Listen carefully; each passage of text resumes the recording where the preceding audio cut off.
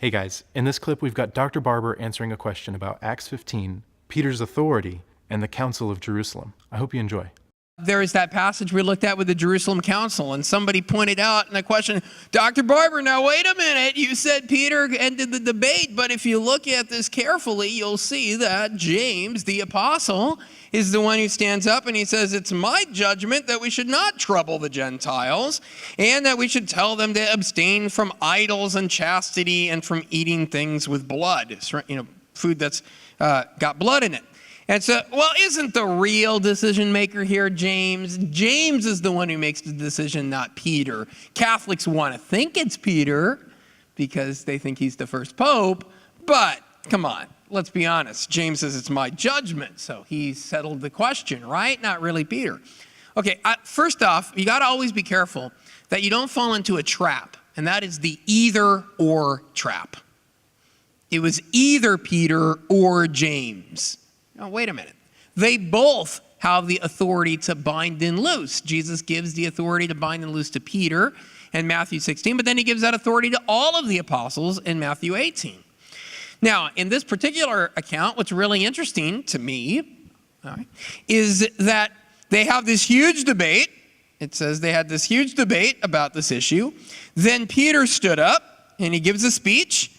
And then right after he gives a speech, it said, and all the assembly kept silence.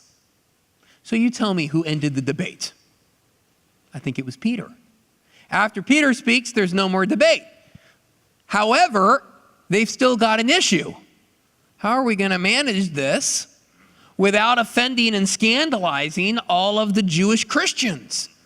Now, who would be the expert in that? Maybe it would be the person who's the Bishop of Jerusalem, who happens to be James.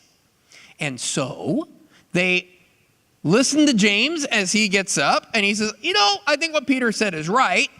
And in addition to that, what we should do as a pastoral provision, as a way of making sure no one is scandalized, because Jews are now going to see Gentiles be saved without being circumcised, and they're going to say, well, what else did they leave them off the hook on? Can they worship idols? James says no, right? Other things that are associated with pagan idolatry, worshiping idols, unchastity, and eating food with blood in it, because they thought eating food with blood in it had magical powers.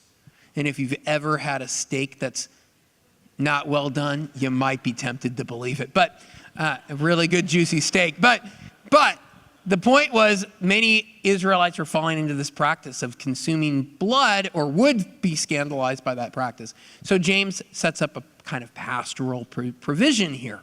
Now this links to one other question that we got. Somebody said, Dr. Barber, you said in your talk last night that Peter is always listed first when the list of the apostles are given. But Galatians 2:9, James, Peter, and John. James, Cephas, and John. So James is first. So that kind of blows up what you said, right? Well, first off, I meant the list of all the apostles. So whenever you have the list of all the apostles in the Gospels, Peter's always first. Why is James listed first then in the book of Galatians? Because Paul is dealing with the same issue of Gentiles and the issue of circumcision. That's what he's talking about. And so he says he went up to Jerusalem and I met with James. Why does he name James first? Because the Judaizer Christians, the one who are insisting that you have to be circumcised, they come from James, from his territory, right? And so Paul mentions him first, so they'll say, well, wait a minute, where James? Oh, you went to see him too? Right? So he mentions him first, I think, for a reason. And by the way, some scholars have suggested that this is why at the end of the New Testament, we have books written by James, then we have a book by Peter, 2 epistles of Peter, and then we have 3 epistles of John. James, Peter, John, the same order that you find in Galatians chapter 2.